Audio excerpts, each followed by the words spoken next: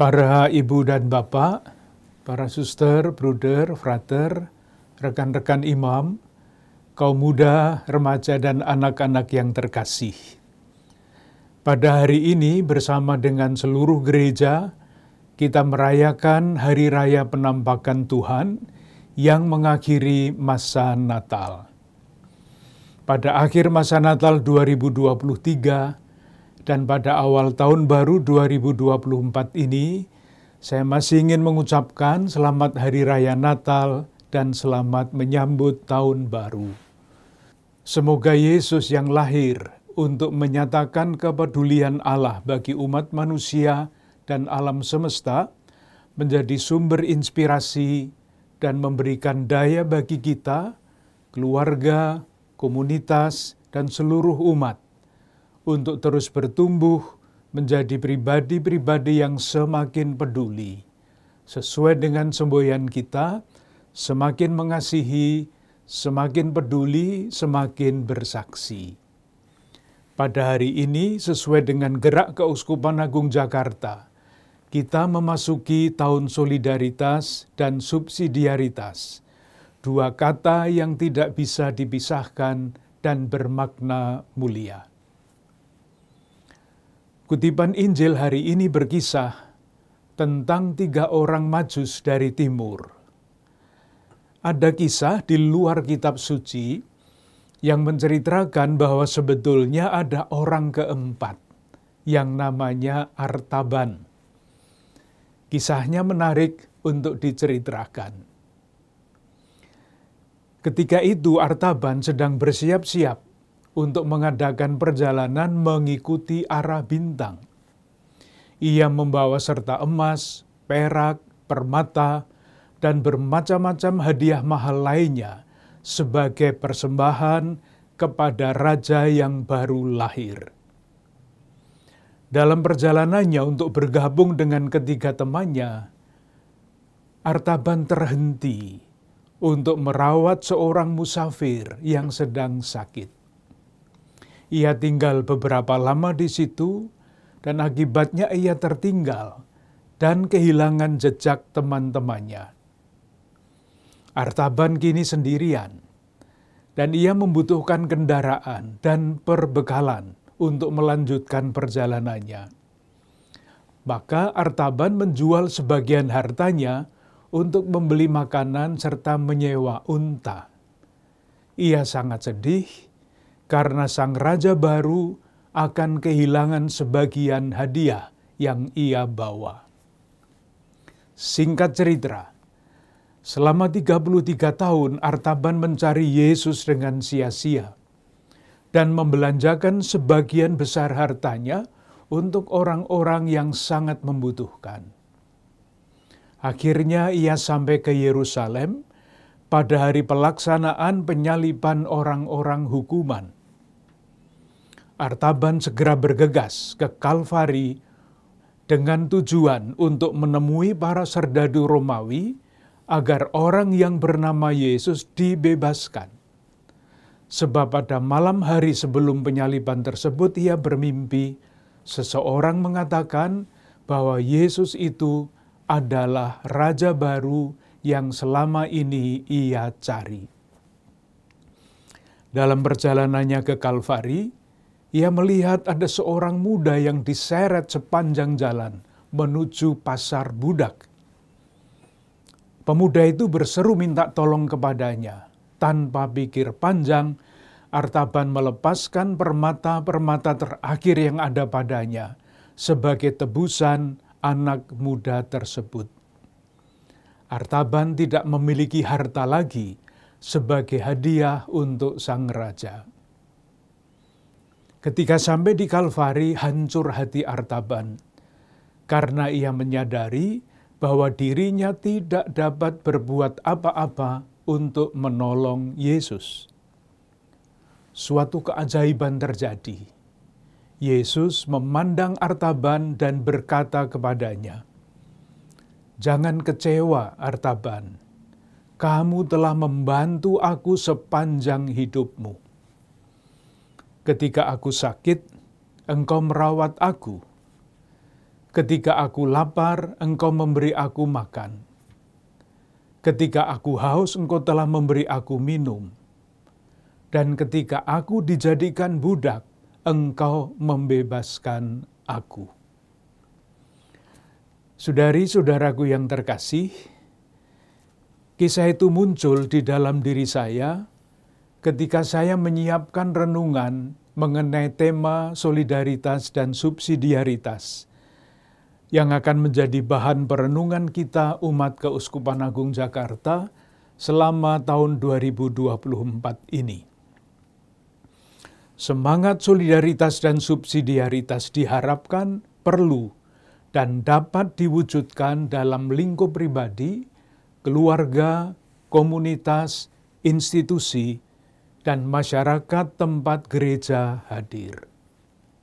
Kedua prinsip ini bersumber pada ajaran sosial gereja, yang secara umum menitikberatkan upaya, panggilan, dan ajakan gereja untuk menghadirkan kesejahteraan bersama bagi semua pihak. Solidaritas adalah tema sentral di dalam kitab suci, khususnya ketika kita berbicara mengenai misteri inkarnasi dan misteri penderitaan Yesus Kristus. Allah menunjukkan solidaritasnya dengan umat manusia, menjadi sama dengan kita melalui kelahiran Yesus Sang Putra. Dalam peristiwa sengsaranya, kembali Allah menunjukkan solidaritasnya dengan manusia yang menderita melalui Yesus yang sengsara dan wafat untuk kita. Solidaritas adalah tindakan berbela rasa dan kepedulian Allah yang mau menjumpai dan merasakan hidup bersama manusia dengan segala dinamikanya. Salib Kristus adalah bahasa paling mudah untuk memahami solidaritas. Yang tergantung di salib adalah Allah yang berbela rasa.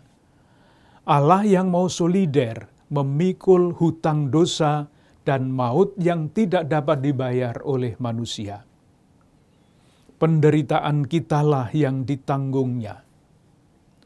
Rasa kecewa karena pengkhianatan, mengalami ketidakadilan, ditinggalkan, dipermalukan, yang dialami oleh Tuhan Yesus menjadi cermin paling jernih untuk memaknai perjuangan kita sebagai pengikut Kristus.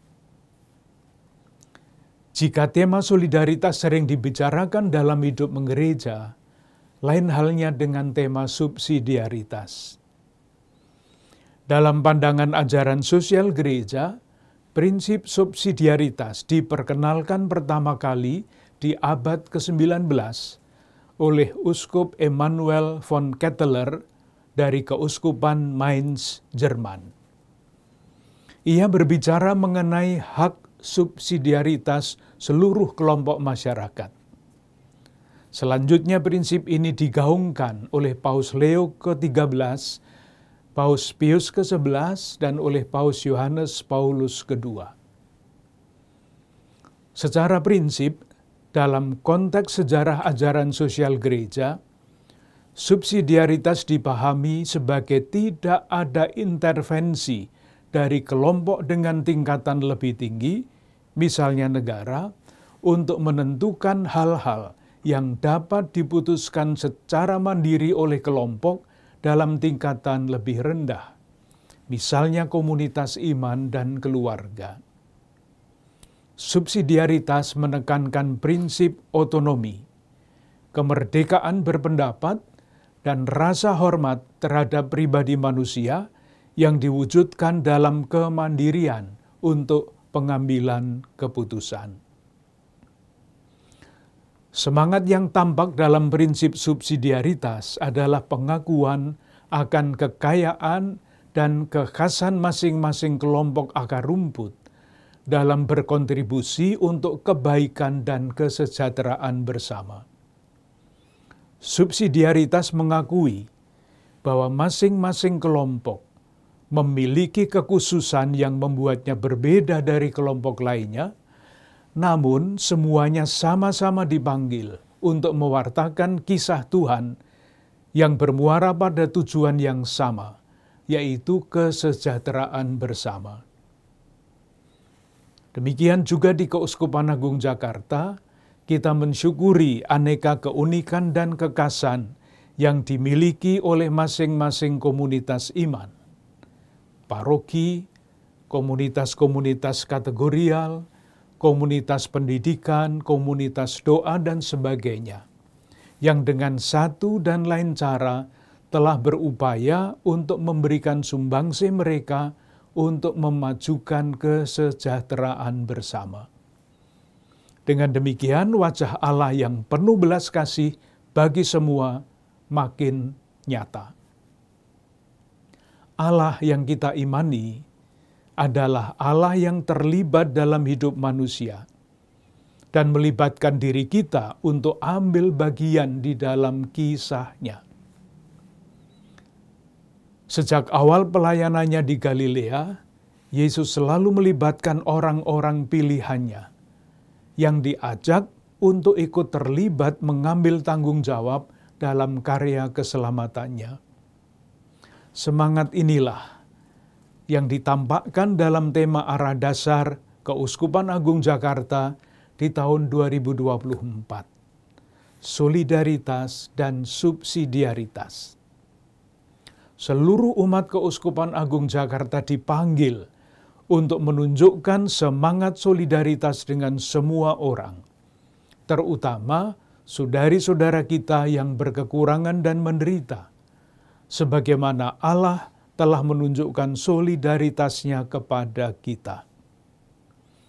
Cara kita untuk menunjukkan solidaritas tersebut dapat bersumber pada aneka kekhasan, kekayaan, dan keunikan masing-masing komunitas iman di Keuskupan Agung Jakarta.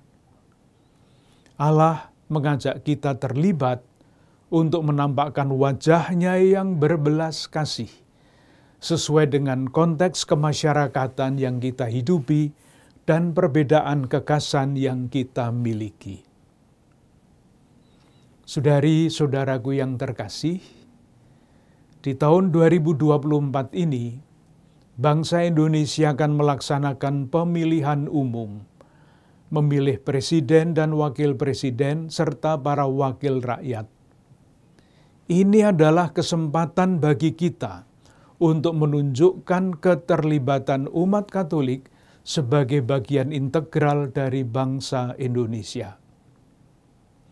Maka, saya mengajak saudari-saudara umat Katolik yang telah memiliki hak pilih untuk menggunakan suaranya berdasarkan hati nurani yang cerdas dan kebebasan pribadi.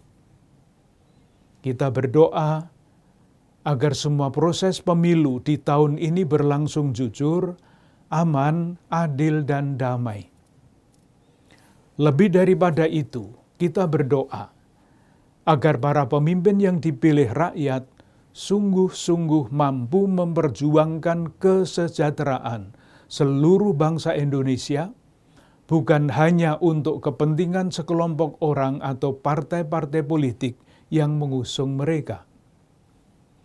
Semoga Allah yang bersolidaritas dengan manusia senantiasa menggerakkan hati para pemimpin dan wakil rakyat terpilih untuk bekerja sama mewujudkan tujuan kemerdekaan Indonesia, seperti yang dirumuskan dalam pembukaan Undang-Undang Dasar 1945, antara lain untuk melindungi seluruh warga negara Indonesia, mewujudkan kesejahteraan bersama, dan mencerdaskan bangsa. Akhirnya, saya ingin mengucapkan terima kasih kepada para ibu dan bapak, saudari dan saudara, kaum muda, remaja dan anak-anak, para suster, bruder, frater, dan rekan-rekan imam di Keuskupan Agung Jakarta yang dengan satu dan lain cara telah berupaya untuk menampakkan wajah Allah yang peduli dan bersolider bagi umat manusia melalui aneka keterlibatan dan pelayanan. Sekali lagi saya ucapkan selamat tahun baru 2024 dan selamat menyambut pemilihan umum sambil berdoa. Semoga terpilih pemimpin-pemimpin bangsa yang mencintai bangsa dan negara tanpa pamrih. Semoga Allah selalu menjaga, melindungi dan melimpahkan berkat kepada kita semua beserta seluruh keluarga dan komunitas kita.